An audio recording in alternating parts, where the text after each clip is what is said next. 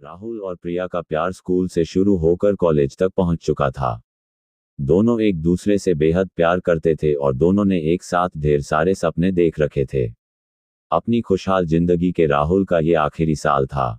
College में शाम को मिलने की बात कहकर प्रिया ने फोन काट दिया था। राहुल ने घड़ी देखी तो अभी दिन के 3 बज रहे थे। वह प्रिया से मिलने के लिए बेचैन हो रहा था। आज राहुल ने महसूस किया कि प्रिया की आवाज में एक बेचैनी सी थी। शाम होने को आई थी। अचानक राहुल के घर की घंटी बजी और इससे पहले कि राहुल दरवाजे तक पहुंचता, उसकी मां ने दरवाजा खोला। वह प्रिया ही थी। उसने राहुल की मां को नमस्ते किया और सीधे राहुल के कमरे की तरफ बढ़ गई। राहुल की मां को उनके प्यार के बारे में पता था, इसलिए वह मुस्कुराकर रह गई। राहुल की मां ने कहा, राहुल मैं चाय बना रही हूं।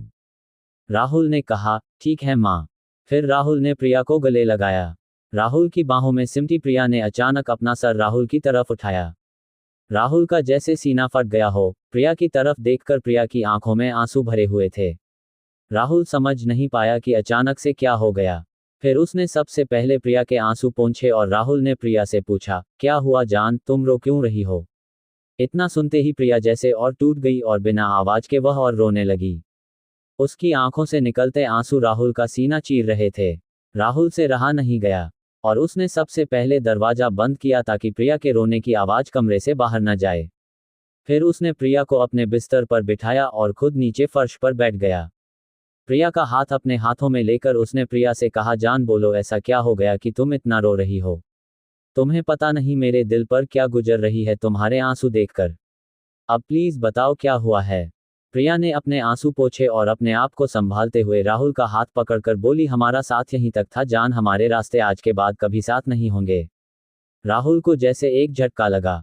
उसने प्रिया के हाथ को कस के पकड़ा और बोला, क्या पागलों जैसी बातें कर रही हो तुम? होश में तो हो ना? प्रिया की आंखों से फिर से आंसू टपकने लगे। उसने राहुल को अपने पास बिस्तर पर बिठाया और उसका हाथ पकड़कर बोली, जान अब मैं किसी और की पत्नी बनने जा रही हूं। पापा ने आज ही मेरा रिश्ता तय कर दिया और घर में सब बहुत खुश हैं। राहुल पागलों की तरह उसकी तरफ देखकर प्रिया की बातें सुन रहा था। उसे समझ नहीं आ रहा था कि वह कैसे और क्या बोले। फिर थोड़ी देर बाद जैसे उसे होश आया, उसने प्रिया की आंखों में झांक कर कहा, तुम मजाक कर रही हो ना जान? हालांकि राहुल की आवाज कर रही कंपन खुद राहुल को बता रही थी कि वह जानता था कि अब सब कुछ खत्म हो चुका है और प्रिया मजाक नहीं कर रही है। प्रिया ने उसके सवाल का जवाब नहीं दिया। अपने चेहरे को दुपट्टे से पोंछकर उसने राहुल से पूछा, क्या तुम्हें ये सच में मजाक लग रहा है? राहुल को अचानक से ऐसा लगा जैसे पूरा कमरा उसकी आंखों के सामने घूमने लगा हो।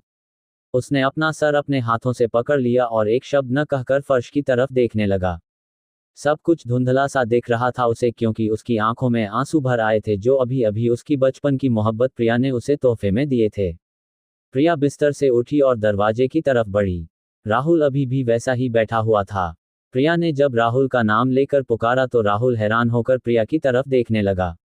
आज तक जो प्रिया उसे जान के अलावा और कुछ नहीं कहती थी, आज शादी तय होते ही उसे उसके नाम से बुला रही थी।